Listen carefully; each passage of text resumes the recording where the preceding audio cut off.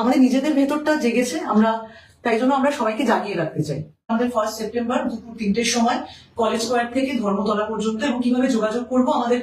যে পোস্টারটা তৈরি হয়েছে তার মধ্যেই যোগাযোগের নাম্বারও দেওয়া রয়েছে। আপনারা যারা আসতে ইচ্ছুক, রাজনৈতিক পতাকা ফেলে দিয়ে শুধু ভোটার কার্ডের দাবি নিয়ে, ভোটার কার্ডের শক্তি, ভোটার কার্ডের যে শক্তিটা রয়েছে, আধার কার্ডের যে শক্তিটা রয়েছে, আমাদের তো এই সমস্ত ব্যাংকের লিঙ্কিং করানোর জন্য অনেক এফোর্ট দিতে হয়, এফোর্ট দিতে হয়েছে মানে। তো সেইটার তো সেই